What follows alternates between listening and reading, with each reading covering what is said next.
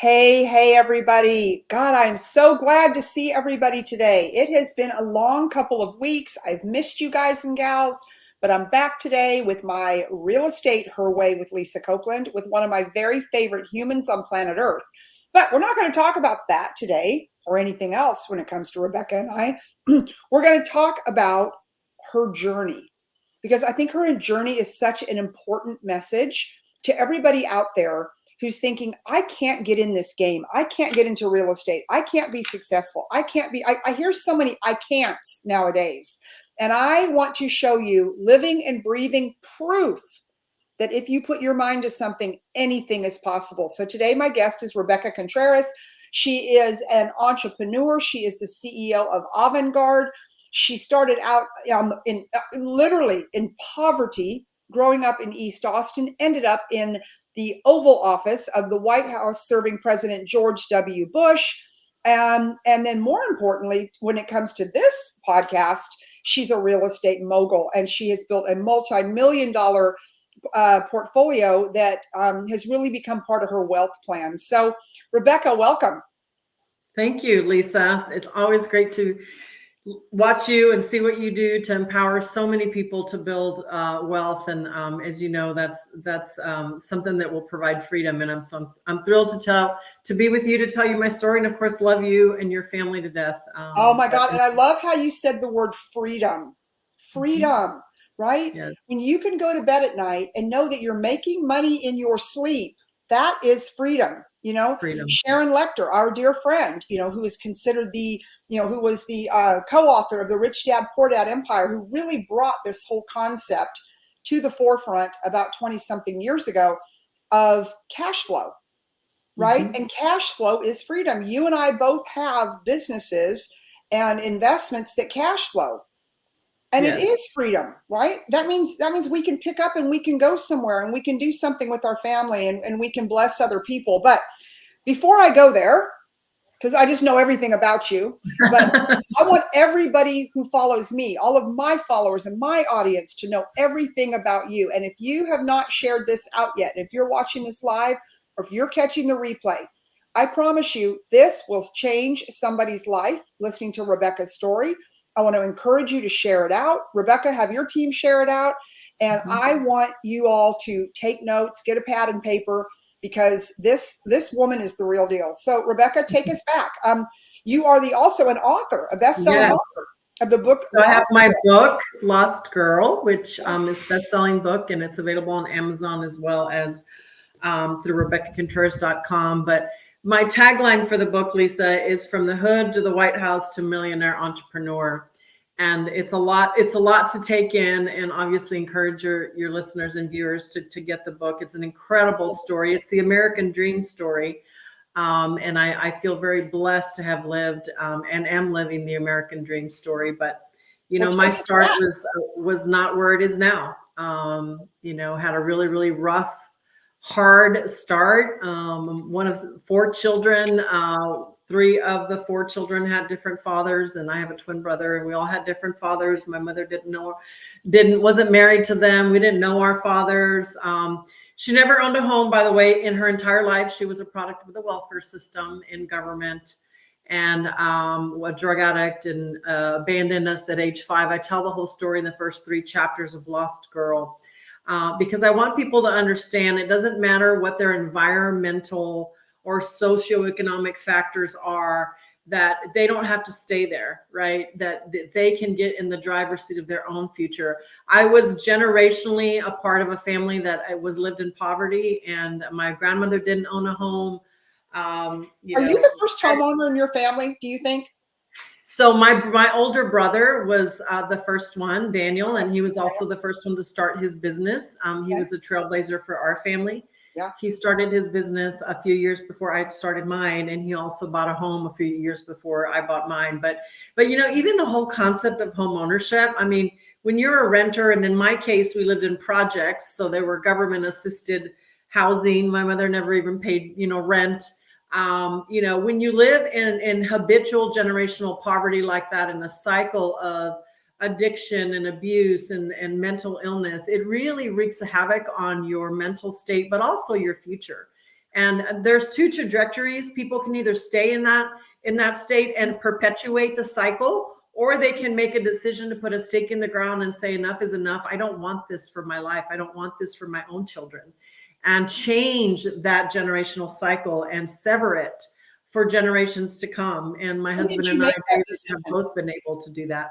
So I was probably 19 when I, as a high school dropout, single mom on welfare, when I decided to really, I'd had enough of the lifestyle of dysfunction, addiction, and abuse, and I decided to give my heart to God and begin my faith journey, to begin my own inner transformation. So Lisa, as you know, I'm a firm believer in inner transformation. I think that the outward transformation can happen, but a key to my success has been starting with that inner spiritual transformation, which involved a tremendous amount of therapy and counseling and church going and Bible studies and just learning who I was. When I first started my journey off of welfare, I was 19, and I met my husband at the time. He was 20. He was 10 years older than I am, so he was 29.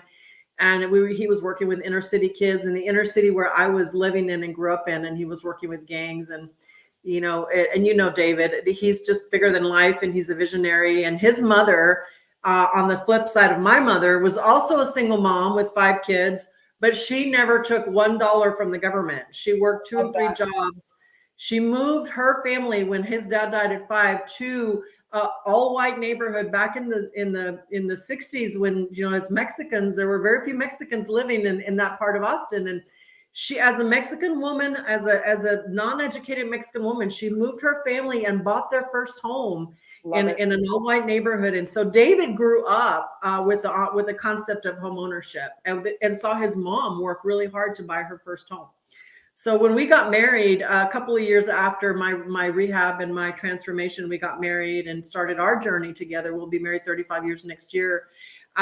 He always wanted to buy a home. And I remember when he first told me we're going to buy a home, I was terrified. I was like, wait a minute, we can't afford it. We don't have money. How are we going to afford it? And I would clam down terrified. But when that first step happened and we bought our first home, it really, really changed our life. But it takes that one step, Lisa, and that one decision point.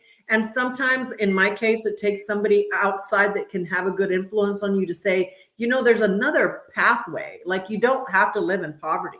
You actually can own a home. You actually can develop assets. And it just gave me a hunger to begin to do that when we had our first home. And now we've owned, I think we have over 20 properties we've owned, some of which we've lived in ourselves. And, it's just amazing that ricochet effect that can happen when you make that decision and you really deliberately put a strategy in place to be a homeowner and to gain home ownership assets. And so take us back to, because I know people really want to know that backstory. Like, there's more to just, high school dropout, welfare to work, ends up in the White House. Who were some of the most important people in your journey? Who were some of the people in your journey that made you know that you can? I mean, I think about, like, I have a bad day or lose a deal or something happens, and think, oh my God, the world's coming to an end. How do you ever rebound from this? I mean, I don't really do that, but I have people on my team that do that. That happens to them. Yeah. Right. And every day for you was a bad day growing up. Every day for you, every day was fear and what's going to happen next and how are you going to pay your bills? And, your book, I've read it and listened to it. Of course, when I listened to it, I cried, physically cried, because I know you, and to know what you went through and the abuse and the poverty and everything that happened to you, it crushed me inside. I can remember having dinner with you and going, okay, I'm on chapter 7 and here's what happened here. And this is what happened here. And then you and David would really kind of give me the rest of the story. I'm like, oh, like, how could it be any worse than what I read? But it was. Yeah. I'm a product of my relationships, Lisa. I always tell people your network is your superpower. Your network is so critical to your success. I started in a network of dysfunction, addicts, gang members, losers. And, when I came into my transformation at age 19, between the age of 19 and about 21, I made connections and got around good people. The very first time that I heard someone tell me that I was smart and had potential, I could not believe what had come out of that person's mouth, because my entire life, and I'm not very strong academically. As a dropout, I always struggled academically. I know now the reason for my struggle was not because I was dumb, but because of the environmental factors that were not conducive to my learning. My mother never went to one PTA meeting. She never made me do homework. When I dropped out, it was just like, okay, do whatever you want to do type of thing. But when that one individual, it was one of my youth pastor's wife, Lupita was her name, when she said, Becky, you're really smart. I was like, I am? I was 19 years old going, who are you talking to? I'm not very smart. I've been told I was stupid. My teacher, I had some good teachers, but I had some really awful teachers that, of course, I was behaving in an awful way, frustrating them. So I'm sure that had to do with them telling me you're never going to amount to anything. But my mental state at that point was I was going to be in poverty and addicted to drugs, with mental issues, and living with a baby daddy who I tell the story in the book. I was his mistress, and he was a big drug dealer in the Austin area, and he controlled me, manipulated me, abused me, and I was under his control. So when I met my husband, David, and came out of that, that was my state of mind. So what I did, Lisa, was I decided, first of all, to go back to school. So everything, some people get so overwhelmed with trauma and with issues and with life. Divorce happens, abuse happens, all those sorts of stuff, right? It just takes one baby step at a time. Right. So that first baby step was I decided to go back to school to get my GED and enroll in a welfare to work initiative for the state of Texas that was sponsored by the city of Austin. And part of the gig was, if you went through this welfare to work initiative, they would help you get your GED, get a temporary job, and get off of welfare. And that's all I wanted. That was my number one goal. I never dreamed and said, oh, I'm going to get off of welfare, then I'm going to do this and I'm going to do that. It was like one baby step at a time. Which is so I would tell your viewers, sometimes. Like, someone's watching this right now, and you need to take a baby step. Yeah. And sometimes we don't do that because of fear or insecurity or lack of whatever it is. It's difficult to take that first step. So for me, it was that first step. I landed a job working for a woman by the name of Ann Richards here in the state of Texas. Oh, just Ann Richards. Yeah, just Ann Richards. Ann Richards to all of you guys out there that are not Texans. Yeah. And Lisa, it was the first time I saw a woman in power. It was the first time in my community, Hispanic community, in East El Paso by the border, where I was born, and then grew up in East Austin back in the hood when it was hood. And I never saw women in power. My destiny was barefoot, pregnant with multiple kids, probably from multiple baby daddies, given my trajectory. And when I saw Ann Richards in power, it threw me back. I never knew that women could own such presence and such power. She was bigger than a gem. She was, and I tell you what, she was a true Texas Democrat, good person, right? A good woman. And then my next boss, she went to be governor, and then in came Kay Bailey Hutchison. So under Kay's leadership, Lisa, I met a woman by the name of Donna, who was Kay's number 2. And that woman adopted me and took me in as her own. I was her project. I talk about her in the book, and she sent me back to school, to the LBJ School of Public Affairs. She sent me to management training. She invested in me and spent time with me. And she was really the kind of the propelling icon, mentor, leader that really made me believe in myself. And obviously I did the hard work on me, right? Nobody's going to give you, I wasn't born with a silver spoon in my mouth. I haven't been given opportunities on a silver platter. I've had to work my ass off for them and prove that I can do it, and also be set apart to make a difference. And it was under Donna's leadership that I caught the eye of George W. Bush when he was governor. Wow. And you even had insecurities. You have to tell quickly the story, my favorite story of, Governor Bush at that point had asked you and your family to come to Washington, D.C., serve in his administration. You and David and the kids pack up. You're in Washington, D.C., and in walks the Secret Service. Yeah. There's actually tell the full story in the book, so you'll have to get it. But I'll give you the book, y'all, to get the rest of these stories. I'm just teasing you. Yeah, the 50,000 foot version. I had a horrible past and I had made some really bad decisions, but thankfully they were all in my wayward teen days. And as an adult, I started making good choices. But it was my second mentor, which was my iconic change gamer. There are people that God will bring into your life to change the game. For a They reason or a season, right? game seasons or game changers. I mean, his name was Clay, and he was bigger than life, and he was the president's best friend. And he's the one that helped me get through Secret Service clearance. But I tell the full story how I almost didn't make Secret Service clearance had it not been for people that believed in me, that knew that the woman that the Secret Service was talking about in that big binder of background investigation was not the same woman sitting in the White House. And I was even told, it's clear to us that this is not you, and this is your teen wayward past. And, they gave me a pass and gave me that top secret clearance. And, I served President Bush for a total of 12 years in the White House. And then he asked me to serve on the board of West Point during one of the most critical times in our nation when our cadets were deploying to Iraq and Afghanistan, and was able to be a part of that institution and the tremendous work that we did with preparing those students and those kids really for war, a new kind of war, right? We were fighting a chemical kind of war, never been done before. So I've just had great opportunities. As a matter of fact, I was just with President Bush in May, and he read Lost Girl and wrote me a note about it and just said he was so touched and heartfelt. And he said, Becca, he calls me Becca. He said, Becca, I'm honored to have served with you. And I mean, here's a man who's former president of the United States, bigger than life. And he's thanking me for serving with me. And so it just tells you the kind of man that he is. But I'm very thankful to President Bush for all of his belief in me. I'm thankful to my mentors, Clay and Donna, for their belief in me. But I'm also thankful that I had the grit, the resolve, and the drive to take my life and grab it by the horns and drive my own future. And you know our story. My husband's been a big part of my journey, and he's been a big fan of mine and a big visionary for us. And it's been just amazing to see what has happened in a very short period of time over the last 30 years.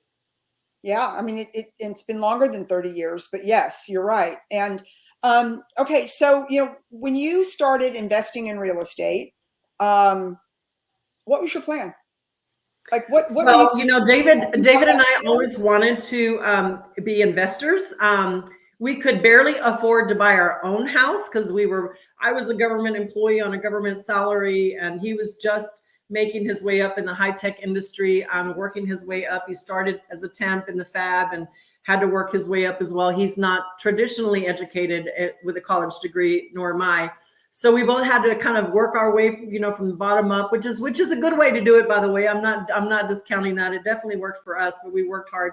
But I remember the first time, I'll tell you a funny story. So we were in our first starter home, and David wanted to buy our second home, and he's always driving around the neighborhood looking at houses, and I'd like a bigger house. Oh, I'd like a bigger house. And you know that because you've been our realtor. I was going to say, I'm his realtor. I know, and God love him for that. Yeah, and you know what, Lisa, I used to think, well, why can't you be happy with what we have? And this is an amazing house, and it's only, our first starter home was only like $1,200 a month, which was amazing.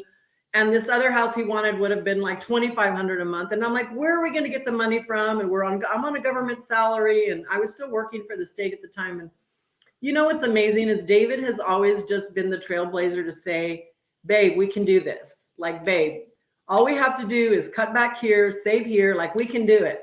And we have bought, I think we're on our sixth house now. I lose count of owning.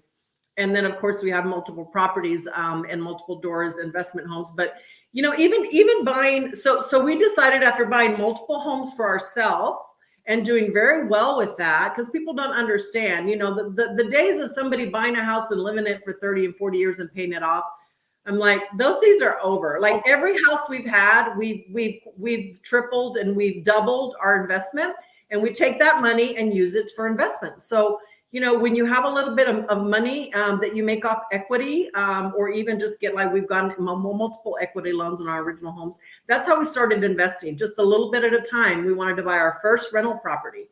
And we started, Lisa, buying investment properties not even 10 years ago. Okay. So, and in about a very accelerated time period, we now own over 15 doors. including a commercial property that we bought. But every single home, when we share our story, and I talk to women in particular, all they want to know is, how did you get started? Like, the thought of me coming up with 30 or 40 or 50 or 100,000 down for a down payment on an investment property, because it's 20% down, as you know, it's daunting to them. And I always say, just start a little bit at a time. I'm a saver, Lisa. We're debt free outside of our homes. As Sharon says, assets are sexy. Yep. And we have good debt, but we don't have bad debt. And I have worked really hard as the financial manager for our home, because I manage the money and make sure we're saving and make sure we're constantly, taking our money and making it work for us. Before we lived in a big house, when I could live, I remember you said something to me probably about 8 years ago, when I made my first million 8 years ago. And now, I've been so blessed. Our company is multi-million-dollar in terms of our revenue. But when I made my first million, I remember someone saying, gosh, I noticed you guys live in a modest house, and you drive a modest car. I wasn't buying, $2-3 million homes. I mean, not even $1 million home. We would live in a modest house, and we would drive modest cars, and then we would take our money, whatever we could have in excess, save it, and then roll it. And that's how we bought our first home. And then David did one rehab in Austin that we bought for virtually nothing. We rehabbed it, and then we held it. And then 5 years later, you sold it for us, and it almost tripled in value what we paid. And we took that money and we bought our multi-doors. And now, we bought multiple multi. It's just rolling. It's rolling your cash. It's not overspending or over living beyond your means. It's so important to make your money work for you, even if it means not overspending today, cutting back to make sure that cash is going to work for you and you're not spending every dime that you make. It's so important, and it's hard to get started, but there are so many programs out there that help people get started. They help people get in the game. You just attended 10X Ladies. We had such a good time out there in Miami. Elena Cardone's 10X Ladies, and our friend Sharon Lecter got the Lifetime Achievement Award. What was one of the big takeaways from 10X Ladies that you would share with my audience about, seeing 1,000 women in a room coming together, like all wanting the same thing? And it's not the same thing, but it's the same thing. They want the best for themselves, their families, their businesses, their communities, their neighborhood, their schools. Like, what was one of your big takeaways from 10X Ladies? Well, I'll tell you, I was shocked when Grant talked about the wealth that's available to women and kind of the wealth bubble that's coming for women. But when he shared that only 10% of multimillionaires in the US are women. Yeah. To learn that I'm in the 10%, I was shocked at that. I'm like, wait a minute. Yeah. But we make things happen. We run things. We save more money than anybody else saves. We pay off our debt faster. As you know, the data shows that we pay off our debt faster. We're savers. Why are we not at least 30% of the wealth in America? And so that was a big aha moment for me. The other thing, from a positive side, the thing that energized me was to watch Elena and just how she energizes and imparts to those women. She's not just, I don't do dog and pony shows. I have a really hard time with dog and pony shows. And I have ADD, as you know, so my attention is very low. But to watch her truly engage with those women and provide them the tools on how they can do it for themselves, and to then believe in them and say, I'm going to spend time with you, like all day today is dedicated just for you. And then she's got an entire army of team members that came alongside the attendees to see what they needed. How could they provide support? Are there tools that they need? Where can they provide assistance? I just think the energy in that room, and I go to conferences. I'm not a big conference attender because I'm really busy, but when I do go, I look at the response and the energy, but I also look at the substance that's being provided and the substance of the tools available through the 10X network is tremendous. And I met several women that came up to me, and we talked about, what they were doing in their life and how they're just starting their first property investment. And I shared my story with them, and they were like, how did you do it? Just the hunger, Lisa, of the women in that room was really electric. you know, and it's so crazy. You know, I'm lucky enough to have Grant and Elena as my business partners, and I love them, and they're the real deal. They are the real deal. End of story. But you know, there's going to be the largest transference of wealth in the next 10 years. It'll be in the trillions of dollars, right? What happens is most of us have husbands that are older.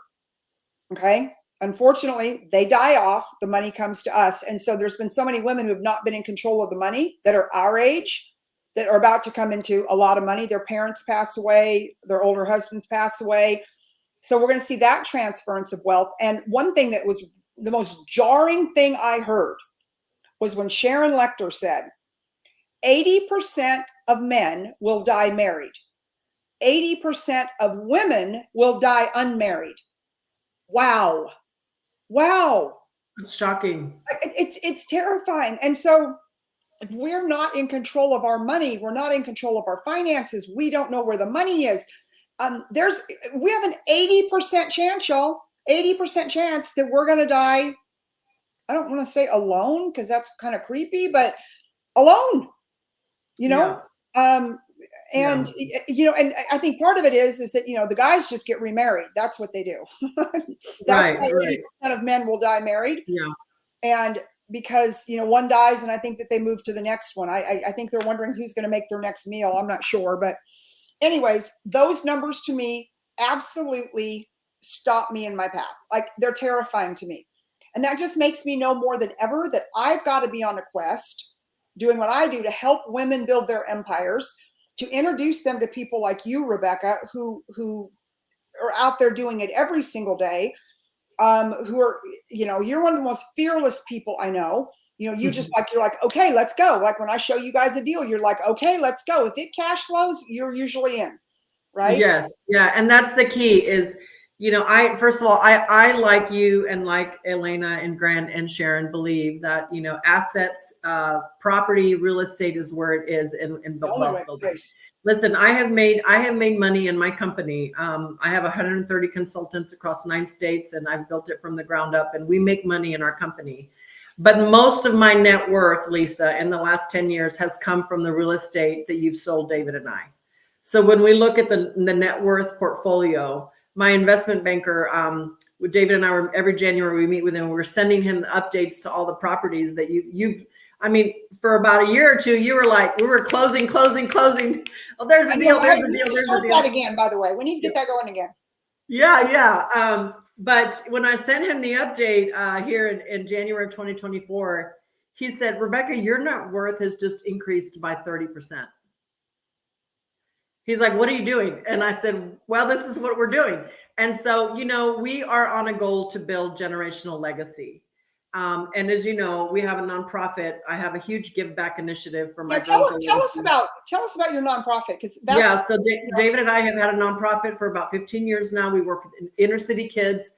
One of my key initiatives out of the nonprofit is Girls of Legacy, where we're scholarshiping minority girls, inner city girls out of the inner city in Austin to go to university, and some of them are at ACC, but it's called Girls of Legacy. And I'd encourage your viewerships to connect with RebeccaContreras.com and go to the Girls of Legacy link to learn more. I personally match every dollar. So this year we were able to give away $50,000 in scholarships to those 12 girls. Yeah. So we have, we started with just 5 girls, and the initiative just was birthed 2 years ago out of a passion that I have to help our generation stay in school and get education, because I do believe education is a key to success. It's not the only key. It certainly wasn't my key, but it is a key. And I want to support our inner city communities, and especially girls that are college bound, so that they can have an opportunity to go to college. But it's so legacy, wealth legacy building is multifold, Lisa. It's for our work in the community, so that we can write our own check. When this year, when I raised $25,000, be able to write that $25,000 check, that felt very liberating. You know, my goal is to give away $1 million as an entrepreneur in 1 year, and I'm on the trajectory to do that, and I will do that. But in addition to that, we've changed the generational legacy for our children and our grandchildren. And David and I both were poor. I was on welfare. His mom worked multiple jobs, both single parent home. Same tragedy with addiction and drugs and trauma and all the things that, his tragedy was he lost his dad when he was 5 and he left the mother with the babies. And so she had to raise them by herself. So, And she but did it. we changed that for our kids. And, we never want our children to ever suffer the way that we suffered. But more importantly, we're raising them to understand financial management and savings. And my daughter and her husband bought their first home. They actually ended up buying a duplex and they leased the other side. So they got really smart. That's another idea for some of the first homeowners. Yep, Instead of buying a big house, buy a duplex and rent the other side and start getting some so rental smart. income. So smart. Yeah. So they did that and they love it. And our daughter's on her way to get her first home next year, Lord willing. And, but it's teaching your children how to save, how to build wealth, how to invest, and how to be financially free, because freedom is so important, Lisa. Time is money. And when you have to clock in and clock out and work 50, 60 hours a week to barely make ends meet, it's debilitating to the human soul. And there's a lot of people that do it, and we did it. Listen, we did it. But when you build freedom through wealth and assets by building your real estate portfolio and your investment portfolio, you're able to change that trajectory for yourself and for your family and your grandchildren. Okay, so I'm going to go down a road that's either going to be popular or not popular, but you grew up very, very poor. You grew up in East Austin. You and your husband, you're a Latina. Your husband is Hispanic. You've done very well. You're entrepreneurs. We have a very, very important election coming up. And you guys know I'm going there. I'm just going there because I've got to save America at all costs. And it doesn't have to be personal, right? It isn't about people. It's about policies. I want to get a T-shirt that says, "It's not the people, it's the policies." Right? I'm not a Trump Barbie doll. I don't hate Kamala. I don't. Right? It isn't that. But I like his policies. I hate her policies. End of story. Yeah. Not people policies. So, knowing where you came from, knowing you're Hispanic, knowing all of that, who are you voting for president? Well, first, let me just say I've been involved in government politics since 1989, working for the most powerful Democrat in Texas and the most powerful Democrat in Texas. I love Ann Richards. I would vote for Ann Richards in a hot minute. Well, so I always tell people if Ann were alive today, she'd be rolling in her grave, wondering what the hell is going on, because she was a good conservative. I would say middle of the road Democrat, as was her lieutenant governor. Mm-hmm. And as you know, George W. was very close with Bob Bullock, and Bob Bullock was the lieutenant governor under Ann. And anyway, I think it's been so toxic being involved in working for three iconic political leaders, Ann, K, and W, one Democrat and two Republicans. And then we've served in the White House. My husband and I both served President Bush. And it's to become so toxic and so divisive, but it's also veered so far from what the fundamental idea of America is, that, I had a conversation the other day with someone who I love dearly, who happens to be on the opposite spectrum. I'm a conservative Republican. I don't shy away from that. And I was having a conversation with her. She's a moderate Republican, and she's not voting. She's voting for the Democratic ticket. And so I said to her, help me understand why. Is it because I happen to know your policies, and I happen to know you're pro-education, you're for protecting the borders, you're for a strong economy, you're for less taxes, so help me understand. And her response was, I just can't stand President Trump, and I think he's horrible for America. And so I said to her with the sort of notion about I seek to understand, not attacking, help me understand where are you gleaning that from? Because when you look at policy, you look across all the policies of what President Trump did, every single policy put America on a great track. So what are you talking about? Stark difference between that economy and this economy, that border and this border. And anyway, we could never come to eye to eye. So the way we parted, and this is the way I do with people that I disagree with, I think it's important to listen. I think it's important to take people's opinion and to listen, and also share your own opinion. I said to her, as long as you're voting your convictions, and it's between you, your God, and your family, but you're looking at policy and not personality, because I suspect that the biggest issue you have with Trump is his personality. And the reason that I suspect that, I told her, is because I had that when he first ran. I remember I you. did not. I mean, you I and I did used not. to kind of go at it. Yeah, I didn't like his personality. I thought he was a bully. I thought he was mean. I thought he was brash. I thought he was a narcissist. I didn't like him. I voted for him because I am a Republican, and the policy that he was advocating for aligned with my policy, and I put my personality dislike of him aside. And then David and I got invited to the Hispanic Heritage Month the first year he and Mike Pence were in the White House, and we got to see him up close and hear him. And I saw a different man, and I'm like, I even said to my friend in the White House, why doesn't he show this side of him to the American public? Because he just was so compassionate, so caring, so on point, and just a different personality, right? And I've decided this election, I'm not going to vote for personality. I care more about America. I think President Trump is what America needs. And honestly, I think sometimes, because we're so off track, that when you get so off the radar, it takes a really strong personality to bring us back to the place where we need to be. And I don't know that there is. First of all, there's nobody else running on the Republican ticket. And I don't know that there's anybody else that can help put America back on track. We're so broken in so many ways, not only socially, but the economy, the border, and all the various issues. And it's just really mind-blowing to me that people are focused on personality and not policy. If this election, Lisa, were about policy and platforms and results, there's only one clear candidate for that. But it's not. It's about joy, hope, and personality. And I am a joy and hope person. Don't get me wrong. I love Jesus. I love joy. I love hope. But you can't hope in change in border policy. There is no way to hope that change in. Well, we were just with the U.S. Border Patrol. I saw that. PBR, it's pro bull riding event in Austin, Texas. They had a whole booth set up, and I went up, and the head commander, this is U.S. Border Patrol. I said, who are you voting for president? I think it's an important question right now. And he says, oh, Trump. Absolutely, Trump. And my husband had on his shirt, and I said, can my husband take a picture with you? He goes, absolutely. And every guy there, and we all sat and talked about it. And they said, this border czar has done nothing to save our country. It's been terrible, right? Like, we're in a shambles. So, I find it interesting, and this is you, though. You have courage. And it's crazy that we even have to have courage to talk about what we believe in.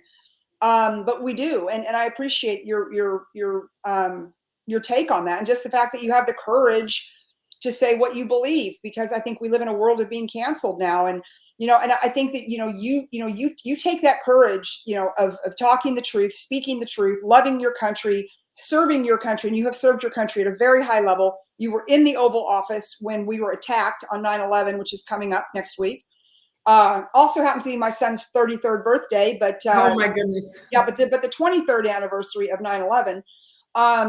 And you take that same fearless mentality, and you take it into your real estate investing, you take it into your business, you take it into your life. And that's why I see you and David sitting back, and you're building this empire. Not only do you have an empire financially, which is great, but you build an empire of people. You will kill for your friends, you're loyal to your friends, you're loyal to your tribe, you're loyal to your country, which to me is very, very important. You're loyal to your God.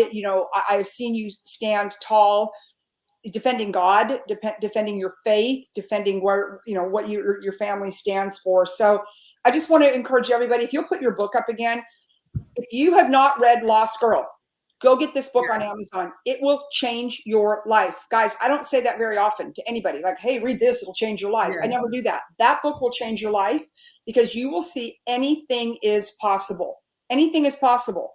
Okay. You can go from the worst circumstances in the world to where Rebecca is sitting today.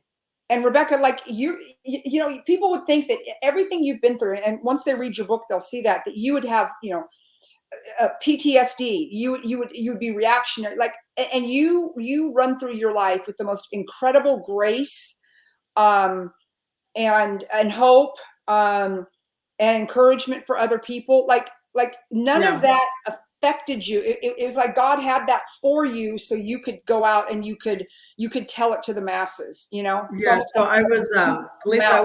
I was on the Dave Metzler show last week, and I know he him. was asking me, the topic was about just mental illness and how to overcome trauma, and they wanted me to talk about how I overcame that, because my mother was mentally ill, my twin brother has mental illness, and there's a lot of mental illness in my family. And I will tell you, it doesn't happen through osmosis, it doesn't happen by willing it away, it doesn't happen by even praying it away.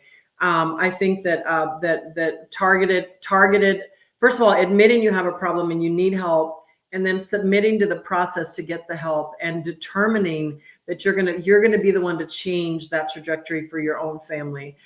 It was really important to me in the early years of our marriage, when we struggled a lot with my emotional trauma and David's anger, both of them of which were explosive.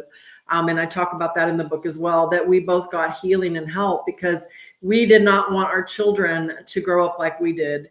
And again, it goes back to that first step. But in addition to that, there are so many professionals out there that can help. I'm a big believer in trauma healing therapy. It's a specific methodology and counseling you can take for past trauma healing. Where you don't need to. The first part of my entire life, I ignored, and I didn't want to go back to my past. My mother didn't want to go back to her past, and every time I brought it up, it was too painful for her. But sometimes we have to go back, and sometimes we have to dig, and we have to deal, and we have to move forward. Without looking at how we did things in our past, we can't change what our future is going to look like. And so, I encourage people to definitely get the book. If you happen to get it on Amazon, make sure to leave me a rating so I can hear from you on what you think. But it's so important to understand that there are so many resources available to us as a potential, women who want to come into wealth through organizations like 10X and others that can help you learn how to grow your wealth. But there are also so many online resources available to us to get help in other areas of our life. I'm a holistic person, and that. So I deal holistically. It's the mind, body, spirit, physical. You can't compartmentalize your life, and as a woman, only deal with this piece of your life and not this piece, and keep this piece hidden. You have to deal holistically with your life and get healing in every area to move forward. Well, I love you. I'm proud of you. I think you're the most incredible role model. Your story will inspire people. It will change people's lives. It'll give them hope. It'll give them courage. When you think you're having your worst day ever, read Rebecca's book, Lost Girl, and you're going to go like, I got this. Yeah. I got this. I can go do this. There's always someone that has it worse off than you, isn't there? Absolutely. Yeah. Thank you and so much. I'd love to connect. I'm on Instagram at Rebecca Ann Contreras. I'd love to connect with your viewers and listeners, but thank you for having me. And I just so adore you. David and I both just appreciate everything you've done to help us find the right deals. If you need someone to help you find the main deal wheeler here, Lisa Copeland. There's nobody, we call it the Copeland effect. Okay, that was an unpaid commercial, and I do appreciate it. All right, you guys, gals, thanks for tuning in. Share this out. I hope that it gave you some encouragement. I hope it gave you some ideas. And just know that every day is a new day, and the only real way to build generational wealth in this great country that we live in is through real estate. So if me or my team across the country can help you with any of your real estate needs, please do not hesitate to reach out, and I will connect you with somebody if it's not myself. Because if it's right here in Central Texas, it'll be me, I promise. All right, everybody, thank you so much for tuning in. Thank you, Rebecca. Until next time. Thank you, Lisa.